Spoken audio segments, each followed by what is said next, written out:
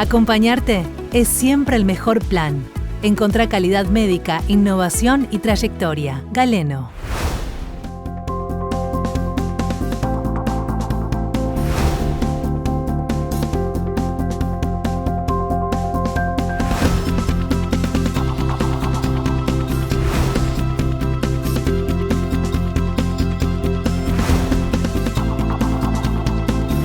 Líderes TV presenta el séptimo Líderes TV Forum CEOs Evolution. El próximo martes 9 de junio, de 8:30 a 13 horas, desde el Sheraton Buenos Aires Hotel and Convention Center y Park Tower. Accede a liderestv.com.ar y participa. No te lo pierdas.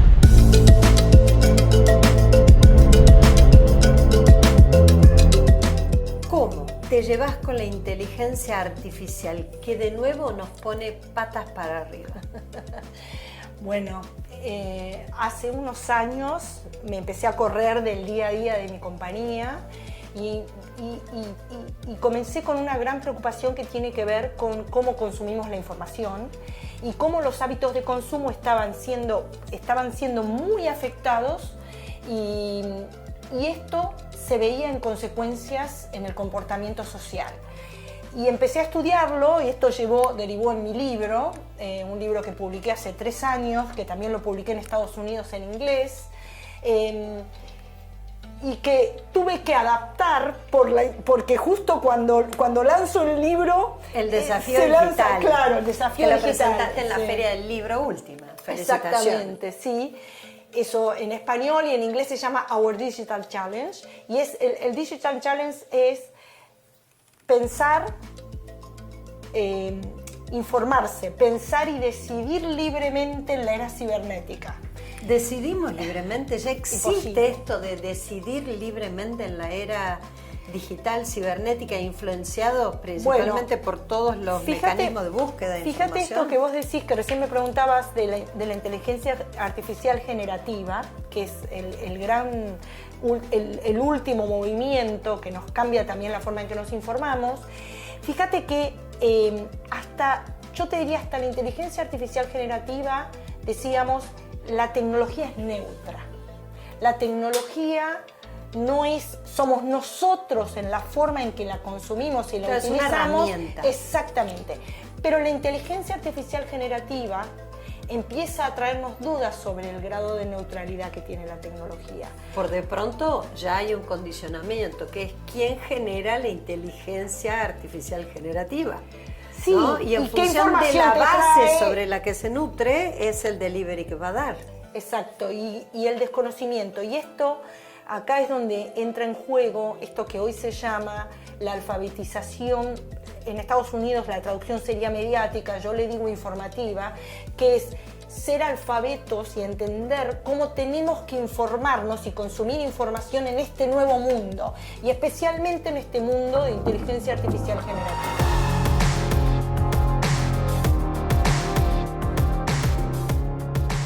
Con un concepto que no es la alfabetización no implica técnicamente cómo utilizarla. Eso es fácil, en general cada vez es más fácil técnicamente aprender a utilizar las herramientas. La alfabetización es algo que tenemos que tener previo, que tiene que ver con decir, a ver, esta herramienta, ¿cómo funciona? ¿Cuál es, hasta dónde está transparente? ¿Qué pasa con la información que yo voy a incorporar en la herramienta?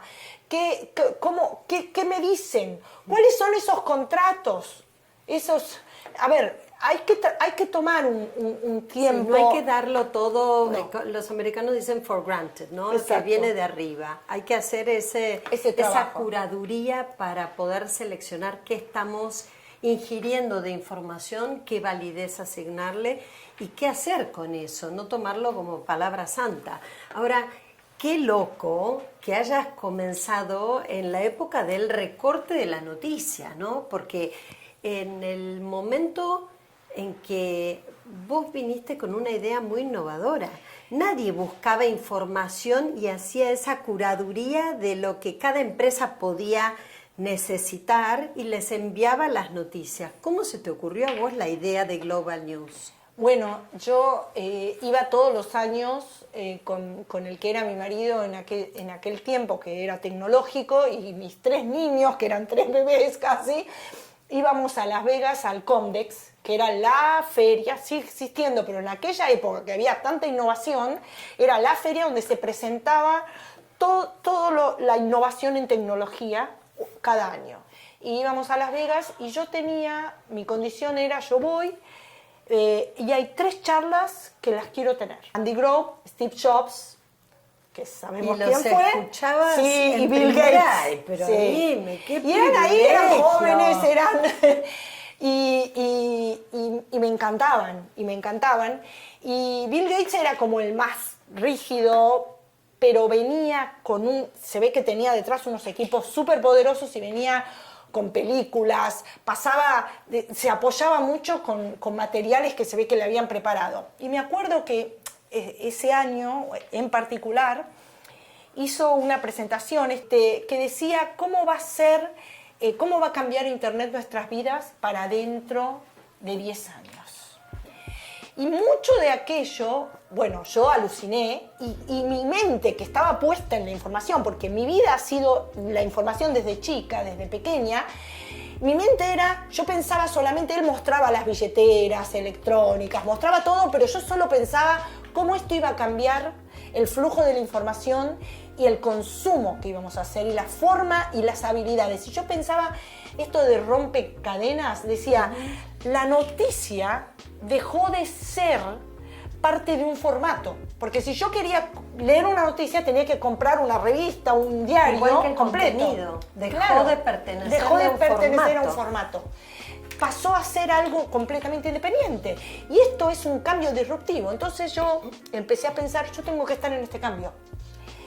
Y en la medida, al principio, me acuerdo, y en aquel momento fui la primera empresa que digitalizó noticias de América Latina. ¿Por qué? Porque yo pensé, las geografías se terminaron.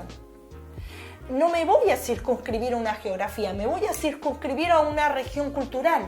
Qué bueno. Donde algo nos linkee, que sea la cultura, Latinoamérica, que la entiendo, el español.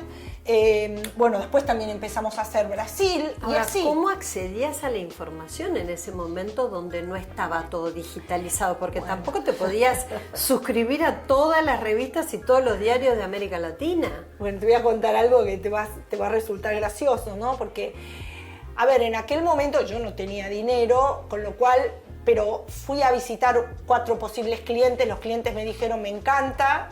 Sí, lo vamos a contratar si lo haces. Contratar. Pero, y era toda la información que era para ellos de América Latina. Y eran clientes que estaban con posiciones en distintos mercados de América Latina. Poder recibirlo todo en un solo lugar, esto era fundamental, temprano en la mañana. Ahora, yo pensé, me tengo que focalizar solo en un área, no puedo hacer todo de golpe. Entonces, ¿cuál fue mi área? El delivery. Armé una plataforma y un sistema para entregar la información. Y antes era casi como artesanal. Claro, porque en cada país yo conocía periodistas, los contraté y ellos me mandaban las noticias por fax. Nosotros las digitalizábamos con OCR, las subíamos a la plataforma y así le llegaba al cliente. Con el tiempo, bueno, tuvimos nuestros propios sistemas, todo fue evolucionando, ¿no? ¿Y cómo te financiaste? ¿Quién te dio la plata para empezar? No, nadie me dio la plata para empezar. ¿Con cuánta plata empezaste? No sé cuánta plata fue, pero era una laptop y 4 clientes. Y yo pagaba on demand. O sea, lo que me mandaban lo pagaba. No había un sueldo. Bueno, era otra época, ¿no?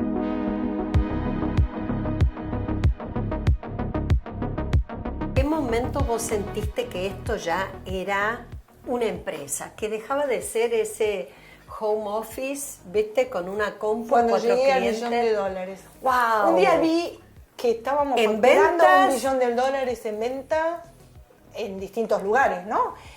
Y dije, bueno, ¿Cómo se llega al millón de dólares? A ver, ¿qué es una aspiracional? Bueno, pero contanos cómo llegaste vos a tu primer millón. Bueno, yo creo que primero algo que aprendí, que lo aprendí en todos los ámbitos de la vida, ¿no? Que es escuchar hasta un cierto punto al contexto.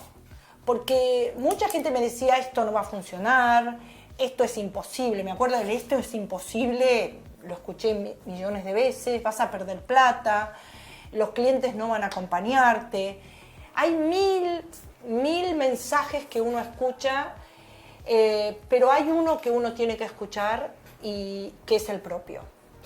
Y creo que hay algo que tiene que ver con consistencia, con claridad, con profesionalismo, con ser correcto, con hacer las cosas bien. Y no por eso no me han pasado he tenido muchísimas dificultades, pero siempre creí que íbamos a salir adelante y a veces he tenido esto que estaba en una situación sumamente compleja y igual seguía adelante y las cosas se acomodaban solas. ¿Le llamás suerte a eso? ¿Le llamás estar justo en el momento adecuado? Sí, yo creo que tengo esta frase que para mí es así, la suerte. Dicen que la suerte es estar preparado cuando llega la oportunidad. Que la oportunidad te encuentre trabajando, te encuentre preparado, que la oportunidad te encuentre preparado, eso es la suerte.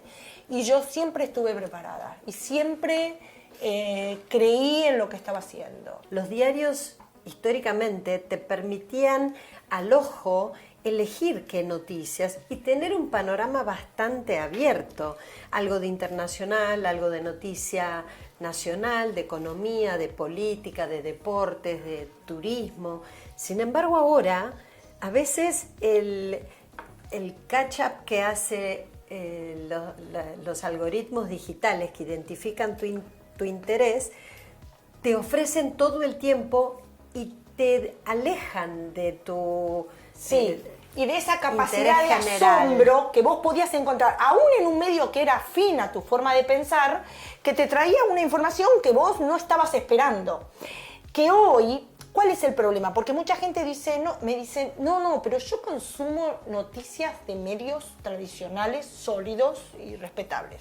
Sí, pero en el medio hay un filtro. Esto que vos decís, los algoritmos están en ese filtro. Y ese filtro elige lo que yo voy a consumir. Esto es lo que tenemos que tratar de evitar. Lo mismo que la inteligencia artificial generativa, que si alguna vez le pediste 25 preguntas, te vuelve a dar otras 25 o te va conociendo tanto que te hace la propia curaduría. Bueno, ahí es donde yo te decía que empieza a no ser neutra. Claro. ¿Por qué? Porque termina conociéndonos más de lo que nosotros mismos nos conocemos. Porque no nos conoce por lo que nuestra narrativa de cómo somos, sino de lo que somos en lo que hacemos. Entonces, ese conocimiento es superior al propio que yo tengo de mí mismo. Y ahí es donde está el problema. ¿Qué cambió en el mundo de los negocios, en el mundo de los servicios, a partir de la inteligencia artificial?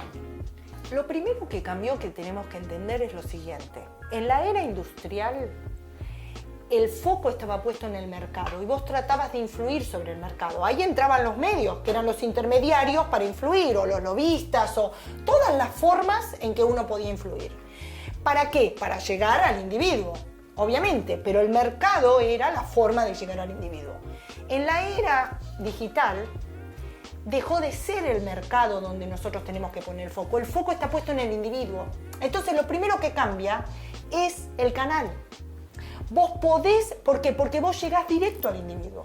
Entonces, cualquier forma en que yo pueda acercarme al individuo está habilitada. Y esto es lo primero que cambió.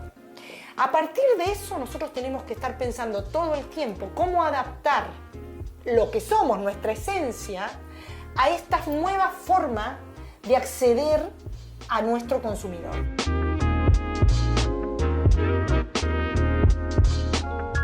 Que a veces la tecnología juega con un espacio distinto, ¿no? Porque te da esto de un pedido en inteligencia artificial y te lo da en un segundo, algo que tal vez te hubiera... Entonces, en la inmediatez, las relaciones líquidas, todo genera una falsa percepción de que las cosas se logran ya. Y si no se logran los resultados ya, bueno, el interés cae, el esfuerzo declina. Vos dijiste algo que es muy interesante, que tiene que ver con la percepción. Y lo primero que creo que vamos a tener que empezar a trabajar en breve es nuestra percepción. ¿Por qué? Porque antes vos veías una foto y no dudabas de esa foto. Al menos cuando yo empecé periodismo, era mucho más fácil que preguntes qué pasó con esto y que el otro te explique, o que la publiques. Ahora es al revés. Primero dudás, que me demuestren que esto es cierto, ¿no? Qué difícil también, una ¿no? voz. Que nos toca esto Bueno, de por saber, eso. ¿será fake? ¿Será una noticia falsa, un fake news o es verdadero? Es tan fácil. Y qué riesgo también para la seguridad mundial. Bueno. Porque vos muy fácil clonás la voz de alguien, mismo este reportaje lo podemos estar haciendo con avatares nuestros. Sí. Y replicando nuestro mismo tono de voz. Sí, con 30 segundos podés hacer un diálogo de una persona. O sea, es tan fácil, es tan accesible, que lo primero que tenemos que reeducar es nuestra percepción. Ya no es que lo que vemos es lo que es. La realidad o los hechos piden otro tipo de verificación. Esta es una diferencia muy importante. Pensamiento, ¿no? Crítico. Tenemos Exacto. y tenemos que volver a recuperar las riendas de la búsqueda de nuestra información. Sí. No dar por sentado y por válido todo lo que recibimos. Exacto. Y en el mundo de los negocios, la toma de decisiones también cambia. Justamente por lo mismo. Porque hay tres instancias, que es: consumo información, pienso, construyo mis creencias, decido. ¿Y qué importancia le das al error? ¿Te pasó que casi te fundís Me pasó el error, sí, tuve varios. Elegí a veces mal un socio. ¿Siempre ¿no? tuviste socios? No siempre. A veces para llegar a un país, después de que me fue mal, decidí no tener más socios, y bueno, es como que tampoco, no es ni una ni la otra, digamos, es todo un aprendizaje y tiene que ver con las personas. A veces las personas que uno elige, te puede ir bien también, me ha ido bien en algún caso, pero bueno, me parece que sí, hice muchos aprendizajes, me pasaron muchísimas cosas, imagínate, son 30 años ya. ¿Qué precios fueron los más altos que sentís que pagaste? ¿Tuvo que ver con lo personal? Con lo personal, sí. Yo creo que al principio era muy joven, tuve que viajar bastante, mis hijos eran chicos, me sentía muy culpable al principio, el contexto no me ayudaba. Para mi madre, que nunca había trabajado, era terrible que yo abandone a mis hijos. Abandone, claro. ¿Pero ahí Claro. te ibas cuántos días? Y a veces 2 días. He llegado a irme a Europa por un día, una noche, y al día siguiente volverme. Y el mensaje porque... era que los estabas abandonando. Y los abandonaba a los chicos, sí. Pero después aprendí que lo más importante era el vínculo y cómo yo sentía que mis hijos estaban conmigo y cómo yo los veía, y también poder explicarles las situaciones. Ahora, ¿por qué te fuiste a vivir a Miami? Sé que estás en tus tiempos divididos entre Buenos Aires, nuestra querida Argentina, y Estados Unidos. Primero, ¿por qué te fuiste? Es como un pendiente que tenía, siempre había querido vivir, tenemos una empresa allá, siempre había querido vivir allá, era como un pendiente. No me gusta mucho el invierno, con lo cual quería un poco irme más al calor. ¿Tenía que ver con algo de internacionalizar más la empresa? ¿Tenía que ver con irte de una realidad que no te gustaba? Un poco todo y también desafiarme más, porque mis hijos están todos casados, todos tienen sus vidas, tengo nietos, digamos, y sentía que algo me faltaba, algo quería hacer. Y bueno, fue tratar de hacer más cosas en otro contexto, de seguir aprendiendo. Para mí es fundamental seguir aprendiendo, tratar de hacer algo en un mercado que es completamente distinto. Y además, de hecho, lanzaste el libro en la Argentina, lo llevaste allá, sí. Desarrollaste los nuevos capítulos y lo publicaste en inglés. Sí. Sí, felicitaciones. Sí, tuve que adaptarlo también porque con anécdotas locales, ¿no? Porque es muy importante, ¿no? ¿Qué diferencia ves de códigos culturales a la hora de hacer negocios entre Estados Unidos y Argentina? O sea, ¿cuáles son esas barreras que cuando vas allá te tenés que adaptar? Muchísimo. Por ejemplo. A ver, te voy a dar un código que es, ¿no? Por ahí no sé si vas a coincidir, pero en Estados Unidos vos tenés que mostrar que sos capaz. En Argentina vos tenés que mostrar que tenés. Que son dos cosas distintas. O sea, sería entre el ser y el tener. El tener. Tu capacidad está más vinculada con el tener. Por ejemplo, los bancos te prestan acá, pero vos tenés que tener avales, tenés que mostrar que tenés. Lo cual también lo hace bastante difícil, ¿no? Que tiene que ver más con la cultura europea. La cultura europea viene más desde ese lugar. En Estados Unidos, vos no tenés que mostrar que tenés. De hecho, vos podés tener un montón, pero si no mostrás que tenés capacidad de sostenerlo o de generar, no te van a dar nada. Y el liderazgo de las mujeres, vos que has dado tantas conferencias a lo largo de tu carrera, impulsando a otras mujeres a que alcen su voz, a que tengan posiciones de alta dirección, incluso en diferentes instituciones, ¿no? Como Voces Vitales. Sí. Bueno, sigo trabajando en el liderazgo de las mujeres. Yo mucho tiempo no me focalicé. Tengo 4 hermanos varones, en mi casa era la única mujer, ¿no? Nunca me pareció que tenía un tema con el ser mujer.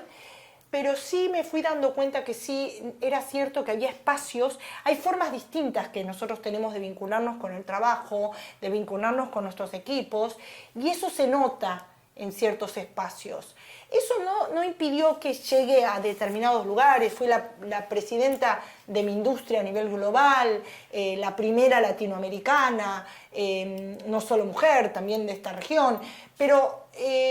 y he estado en muchos espacios, pero sí es cierto que hay situaciones donde además hay una parte que tiene que ver con nosotras, que nos sintamos cómodas con el rol y que entendamos las diferencias también, ¿no? Y que permitamos que también haya un respeto por las diferencias que también el hombre tiene y que también las respetemos. Siempre busco el balance, no creo ni que tampoco tenemos que irnos a los extremos. Y me parece que estamos haciendo un recorrido que falta, pero que hemos hecho un buen recorrido, que quizás mi generación ha sido una generación que tuvo más golpeada, digamos, ¿no? Fue como la generación de transición. Hoy yo veo que mis hijas están en un lugar mejor, las jóvenes están en un lugar mucho mejor, y me alegra, pero bueno, mi madre cuando era bastante mayor, un día me dijo que ella tenía orgullo había sido muy detractora, ¿no? De que yo trabaje, de que los hijos y todo, pero cuando ya era mayor y se vino a vivir conmigo porque estaba un poco con Alzheimer, después, bueno, finalmente falleció, pero ella me dijo un día, tuvimos una charla y me dijo que estaba muy, muy orgullosa de haberme visto, y que de haberme visto ella se daba cuenta que una de sus grandes frustraciones había sido no haber seguido su vocación. ¿Qué mensaje le das a quienes nos están escuchando y que tal vez no se animan a emprender, pero tienen esa semilla emprendedora? Bueno, emprender es fantástico, es duro, todo es difícil, es la inspiración de la creación. Si uno tiene la semilla, si uno tiene esa búsqueda de hacer algo por sus propias manos, con su mente, con sus ideas, hay que seguirlo. Y hay que creer en uno mismo. Yo creo que hay que encontrar el momento, como vos decías, ¿no? O sea, la oportunidad es estar preparado para la oportunidad, hay que prepararse para eso. La oportunidad nos encuentre listos, ¿no es cierto? Gracias, Laura. Gracias a vos. Un placer.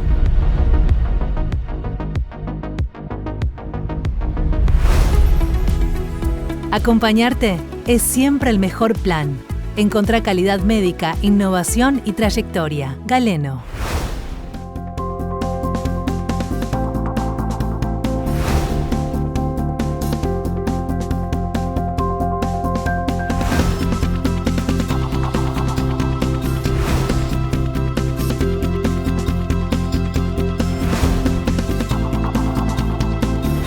Líderes TV presenta el séptimo Líderes TV Forum CEOs Evolution. El próximo martes 9 de junio, de 8:30 a 13 horas, desde el Sheraton Buenos Aires Hotel and Convention Center y Park Tower. Accede a liderestv.com.ar y participa. No te lo pierdas.